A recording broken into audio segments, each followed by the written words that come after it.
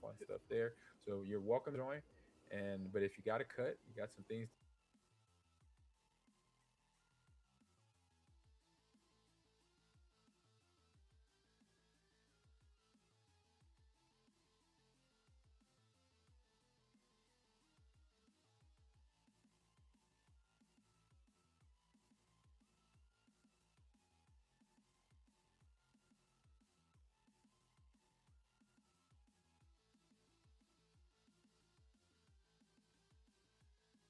Hello, hello, hello. Another Wednesday, another streaming slash video. It depends of where you are watching this. So welcome again to this new streaming. And yeah, today will be very different from the usual thing. Um, we are not going to do OSCP machines. Actually, we are gonna be doing something pretty different. And mainly is sometimes we need some space, right? But I still like talk about cybersecurity, right? So I came up with something pretty interesting, and it's the offensive security tooling. You know, there is a lot of tools that we can use or we should know on our daily basis, on our engagements or our pen testings and so on. So I think the set of tools that you should have prepared is pretty relevant, I would say, right? Um, Sorry guys for the people that is following, and the last week I couldn't do the streaming or upload the streaming to YouTube because basically I was out on a cybersecurity congress in Spain, and yeah, you go there and there is a lot of good people presenting new things and so on, and it's kind of overwhelming because you feel that you are falling apart or you are way behind all those new topics and so on. But I think that would be for another streaming. Today I wanted to come up with the tooling stuff, so I will make the transition to share my screen. And yeah, of course, there is my blog. Feel free to check it out, um, check the content, and feel free to leave a comment if you need something. So why I came up with this idea of the tooling, um, it is basically because I was today updating my repository of my tools, and then I thought, oh wait, this is actually a good idea or something that I could talk about, and maybe this is something that not all or everyone is taking attention on, right? So I thought, yeah, let's make this streaming about the tools and maybe go through some of them and explain them more or less a little bit without a real environment or something like that, but at least talk about them, show the GitHub repository, some options, maybe how I did the discovery of it, and so on, right? um, there are a lot of repositories about tooling or offensive security tools, but honestly I prefer to do mine because when I started my way to get the OSCP back the last year or year or something, I started to do a lot of machines, and before the OSCP I did a bunch of machines as well, and I was playing around, and then I realized that I was more or less having a lot of tools laying around, and then I thought, okay, I will have a folder where I have everything, and then that folder began to be a mess. It was quite difficult to find something there, and then I started to make these different folders, subfolders, and so on for every tool. But then I found out a colleague from my for my job, that he did that already. And then I got that inspiration more or less from him, and I thought, okay, I will improve my then tool set. And then I started to classify them, as you can see here on the screen, based on the topic or technique or tactic, right? So I have Active Directory related tools, C2 agents. These C2 agents are basically another, this folder is related to another tool that basically, when I'm facing large machines where there are more than just one machine, and it's Windows environment, most of the time it's good to have or to use a C2 framework, right? Um, Before I was using Havoc, but since they passed from open source to you know, pay to win, not pay to win, but you know what I mean. Um, I did the transitions to Adaptix, and actually it's pretty good. I've been using it the last prolapse and so on, and it works pretty well. And basically that folder is where I generate all the C2 agents, right? So I can have them pretty, let's say, in the same folder, and I'm not generating them like on every single machine. I just generate one, I replace the old one, and then that's it, right? Um, then I have some custom scripts that I did in the past. For example, I have a port scan script. In case you don't have nmap or whatever thing, you know, you can just upload that and so on and so forth. Initial scan OSCP is something that I did when to automate some of the recon at the beginning of the exam. So yeah, take a look if you want and so on. And something that I actually use, usually I would say, is check disable func or uncommon win ports. These two are two that I usually use. The first one, the check disable funcs, it's a pretty good one when you find a PHP application and it's vulnerable and you want to know which PHP, um, how was the functions are disabled to execute command. You can just upload this PHP and it's going to execute this array to confirm which are available. So based on the output of that, you will know which kind of function you can use to execute your remote code execution, right?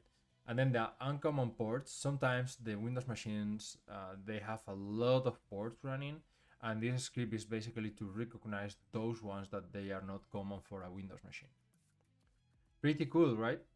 And I will go to Active Directory. I think honestly, I really love Active Directory. I feel good. I mean, I'm not saying I feel good, but since my background is coming from system and network administrator, I feel good with services, systems, Active Directory, and so on. More than, for example, with applications, right? So there is a lot of tools.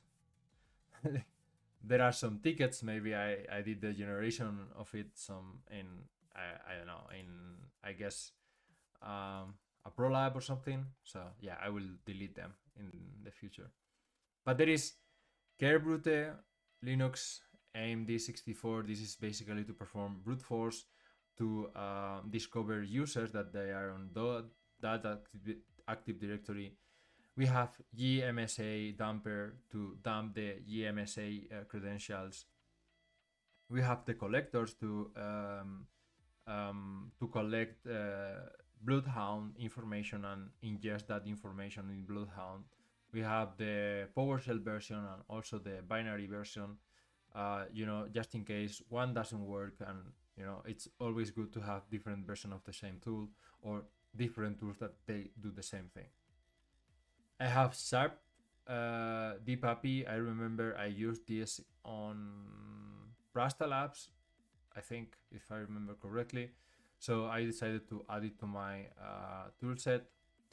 Of course, there is some well-known tools on my repository like Rubios, PowerView, CertiPy, and PyWhisker,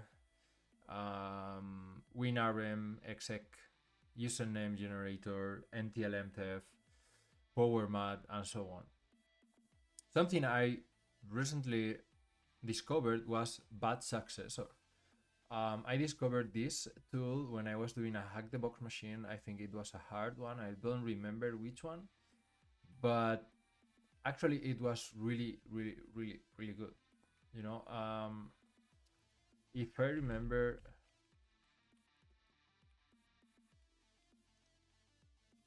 I don't remember exactly how was it.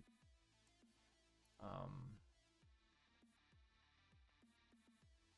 Come on, yeah, I'm not gonna.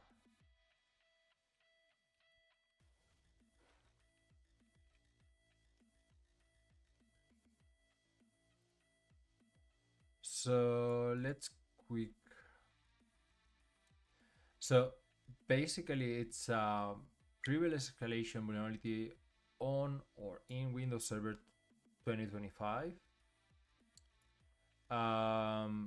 where basically there is some specific things that you need to align in order to exploit this bad successor. I think, if I remember correctly, the standard user needs to have rights over a um, organizational unit, if I remember correctly. Then you could like perform the exploitation. But I don't remember exactly. You know, it's too late already in the night, so you know. So all these tools, I used them in some point of all the bunch of graph of you know things I did around. There is something important. The enumeration folder actually is the one I use the most, of course, because the first thing you do is enumeration. So having a enumeration folder with all your tools, it's pretty important. There is, of course, limpies, wimpies. There is, for example, sometimes you can find some machines where maybe, I don't know, you don't want to upload Ligolo, you don't want to, I don't know, but you will need to upload your nmap binary and then execute the scans from another machine. So I have the binaries here, dir shared, sysinternals, set ACL. So it's really important to have all these tools. PSPy64 is one tool that I execute every time I got into a Linux machine, just to see what's going on, if something is there, maybe clear text password and so on. So this is very important, you know. Um, for example, another thing, another tool I would say is for lateral movement. GPOnet, Group 3R, Runas CS. This is actually really good. It's a really good tool because it allows you basically to run a CMD or any tool, any binary, you know, a C2 agent, whatever thing, and it allows you to pass as an argument credentials in plain text and so on. So it's actually pretty good. You know, Whiskers, Sharp GPU abuse, and so on. These two binaries actually, these two were used or used them. I don't remember which prolab, but I'm sure that were through a prolab. And of course, like the name says, is for GPU abuse. I have another folder for different things like random, you know, could be duplicated, but I didn't know in the past where to put it, and then I decided to put it here. Like Git dumper, directory list, password list. These things are things that I didn't know where to put them. And then, yeah, phishing. Actually, the phishing tools basically are okay. Not okay. I mean, let's say in some point, when I feel that I'm cloning or getting the same tool twice. Hello, hello, guys. Portbuster, welcome to the streaming.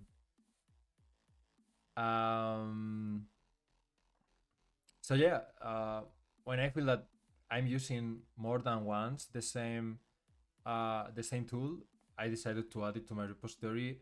And one of well, let's say these two tools, bad ODF and macro reversal, these tools are actually pretty good because it allowed me to basically with one script generate a bad ODF for OpenOffice, and of course generate macros, a reversal in a macro in Visual Basic for Office documents, right? Pivoting. Actually, in pivoting, I have, let's say, the most well-known tools used for pivoting: Ligolo Agent for Linux and Windows, Ligolo Proxy, P-Link, Socket, and Chisel. These are the tools that probably you need to have. Actually, I need to update the binaries, but well, the reason I didn't update them is basically because, you know, it works. But I guess, having them updated doesn't hurt anyone. So probably in the future, I'll do it. So yeah, pivoting, the king of this is Ligolo, so I highly recommend Ligolo. If you don't know how to use it, bro, I don't know what you are doing. You should learn about about it. So it's pretty important. And what else? Post exploitation. This is actually one of, let's say, important things. Everyone knows Mimikatz, right? But there is more things behind that. So you can run Mimikatz sometimes when you are already system on that machine or wherever you are. You can run Mimikatz.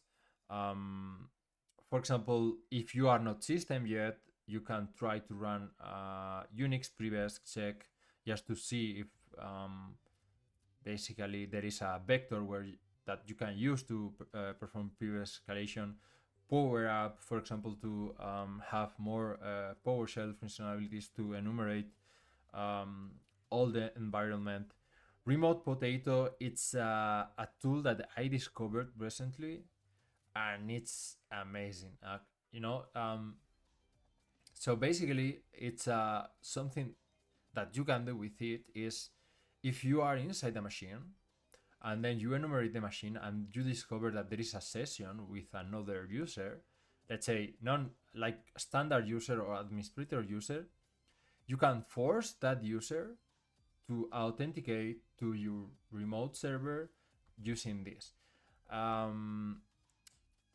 It's crazy. It's really good. I will suggest you to go through the tool and the GitHub maybe, and it's really really cool tool. And honestly, I will keep it here. Of course, invoke Mimikatz for PowerShell. PowerShell. Decrypt autologon credentials. Sometimes you are doing enumeration and then you find that there are some autologon credentials, so you will need this binary probably to dump those tools. And of course, I have duplicated tools on my repository, so yeah, I guess in some point I will go through them and then organize them. What's up, puppy? Actually, you didn't miss too much. Actually, today I was like saying I was tired. It's too late, so I thought, why not talk about tools and how important are the tools for a pen tester or someone that is working in offensive security. And I thought let's show up the repository and talk a little bit about known or well-known tools. And actually, I was going through post exploitation, and something that I will recommend you is Remote Potato. Actually, it's a pretty cool tool. Yeah, I discovered it with a machine from Hack the Box, so it was pretty cool. Reverse shells, reverse shells. You know, I have binaries already here, like predefined binaries or binaries or files or reverse shells that I used in the past on different environments. You know, like I have PowerCat, I have a PowerShell reverse shell, um, ASPX reverse shell, the shell. I have a bunch of shit going around here, you know, and but I'm not using that often this part of my tools. Time to time, yes, but since I discovered this website, again, I'm not going to use this. I'm gonna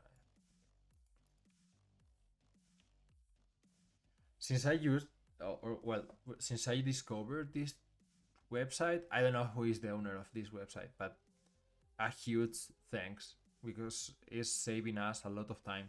So basically, you can decide which kind of shell you want. You can use or select which OS you wanna target, right? Let's say Linux, and then you can or you have not all maybe, but at least the well-known reverse shells all compiled on the same site. You know, so you go through it, you have everything, you can select the shell you want. If you want any encoding, it's crazy.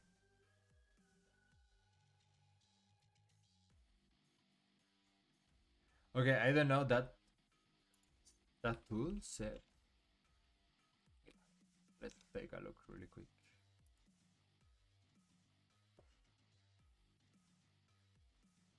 Ooh, sweet.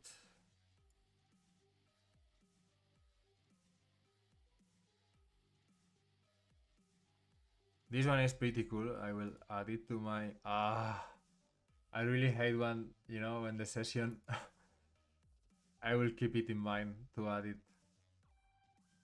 It looks sweet.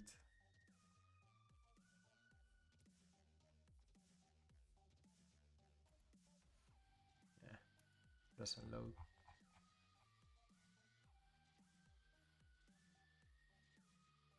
Looks sick, yeah.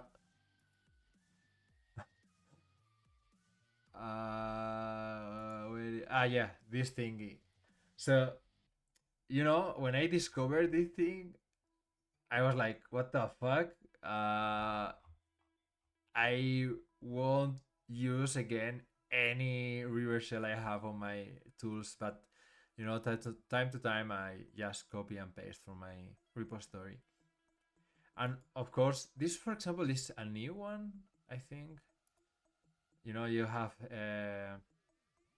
Metasploit ones and so on. So yeah, add it to your toolset. It's pretty good to have. What else? What else? What else? Yeah, token exploitation. This is actually something I learned during the process of like playing around with machines and so on. Um, Sometimes I don't know. I used print spoofer and it didn't work. I used sweet potato and it worked. And then I used got potato and it didn't work. And then I used print spoofer and it worked. So honestly, I don't care. So what I do is basically shoot everything I have here in token exploitation, and then hopefully one of them will run. And if it doesn't run, that means it's a false positive, you know? No, actually, when I saw the Jacob repository, I got the inspiration because I said it at the beginning of the streaming, and then I thought I will try to organize the folder I have with all the mess, and then try to have some order. And then basically the ones that I have, like, I didn't do the compilation of them. I mostly got it from other repositories. Maybe two or three I did the compilation because I couldn't find them. But yeah, mostly I got it randomly in the past. Look, the commit like 2 years ago. Yeah. So it's kind of yeah. I got it in some point. It worked, and then I thought, yeah, don't touch it. Um, so yeah, good to have all the potatoes in your toolset because if there is a impersonation token, then you need to have all of them in your toolset. Of course, there is some tools that I didn't know where to put them. So crackmap exec, of course, you can already install it from repositories or from the source. Yeah, so yeah, I don't know. I had the necessity maybe in Packet, of course. It's a tool that you need to have on your toolset if you work, in mostly big environments. You need to do enumeration. It's an Active Directory involved. It's a Swiss knife, I would say, or it's called, I guess. Scan, KeyPastef, KeyW processor. This is to generate. There is a theory, demonstrated theory that most of the humans we follow a pattern when we write passwords. So this tool will help you to do keyboard works and generate passwords like that look alike to these patterns, right? Mask processor is thingy, it's related. Eval WinRM, most same thingy. Clipboard monitor, it's basically to monitor the clipboard, and so on.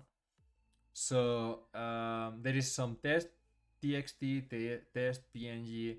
These two files are just files that I have here when I'm doing, I don't know, test on a web application, and you wanna upload something.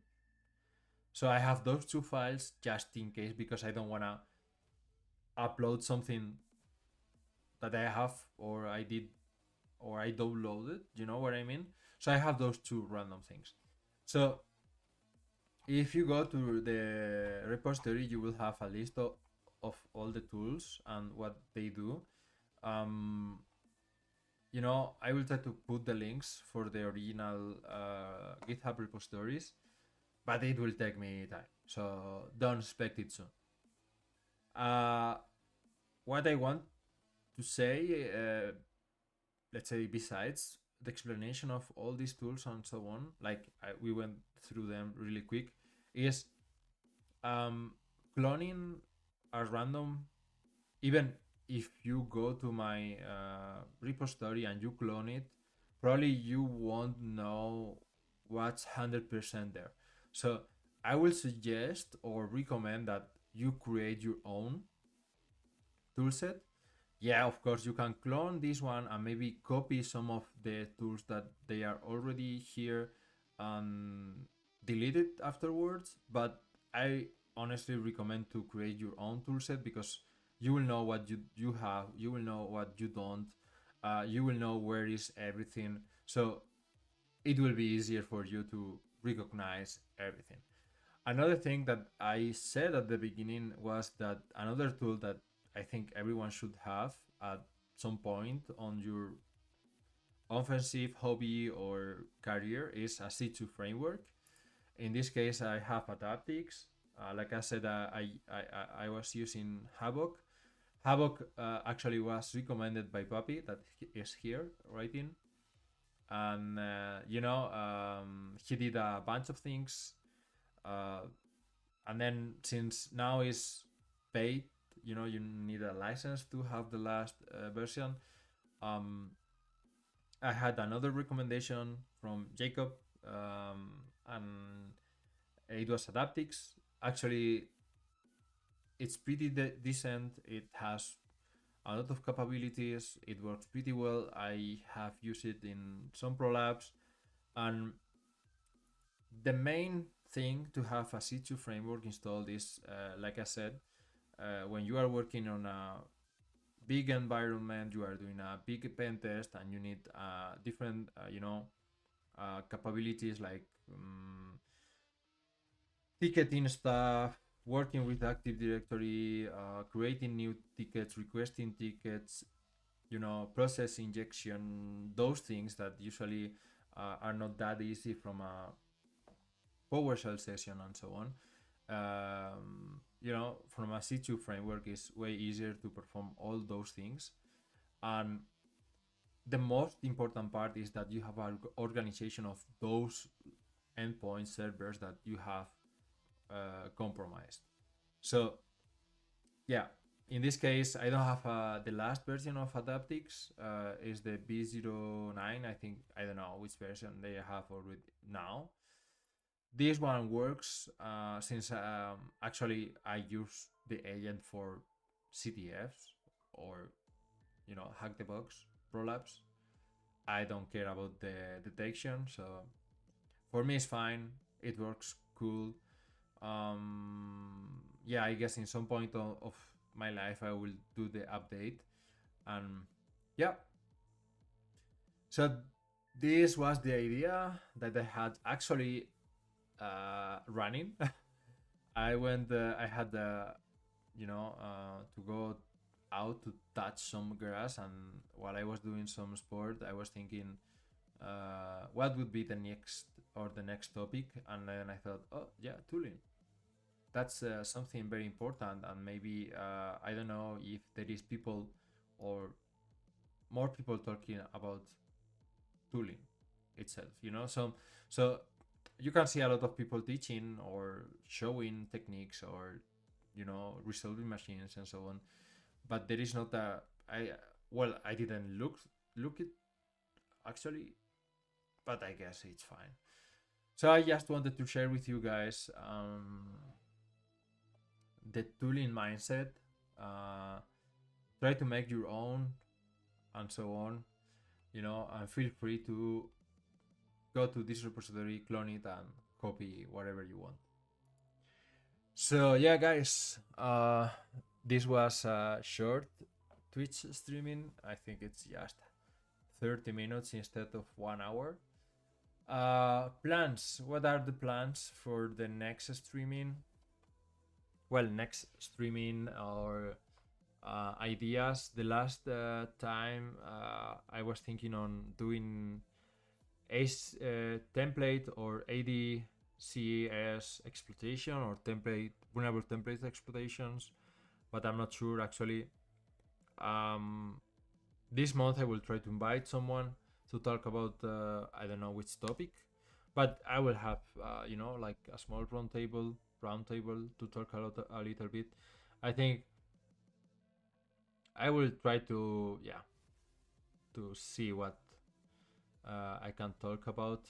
But honestly, right now, after the Security Congress, I'm a little bit overwhelmed with all the information I got from there. And of course, there is, a trend, let's say it, with security and AI. We had actually a talk before this week in the office talking about that trend and so on. But honestly, I'm a bit tired about that topic already because it's like everywhere. And yeah, so future things to expect would be another roundtable, and probably more OSCP machines. I think the next one would be a Linux machine. I don't have it selected yet, and probably I would like to maybe add something related to C2 frameworks, how they work. Maybe we can check around how adaptics works. And yeah, so guys, thank you to these two guys. Are so Papi, thank you for being here and listening. And of course, Portbuster, if you're still here, thank you for being here. Yeah, actually, Conquest would be one of the talks for sure. By the way, for the people that doesn't know Conquest, I will quickly show it. Oh my god.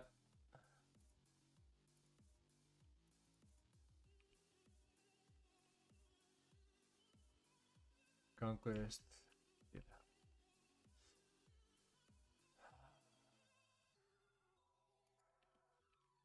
We need to tell Jacob to have better Google you know, to put his GitHub. So okay, so I will quickly introduce this. Conquest is a C2 framework wrote entirely on NIM and is done by our friend Jacob, as you can see here. And it's something that you can try, and probably we will talk in the future. And yeah, Puppy.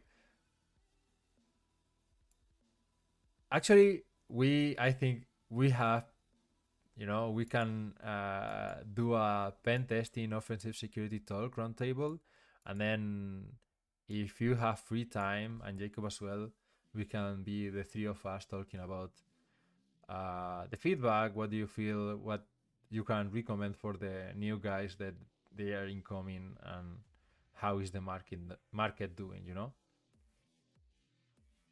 Oh yeah, yeah. Thank you, thank you, thank you, thank you. Sorry, guys. So, like I was saying, this is Conquest, the tool I was saying from Jacob. It has already almost 300 starts. So, don't lose time and add this tool to your favorites. And it looks pretty cool. Feel free to try it.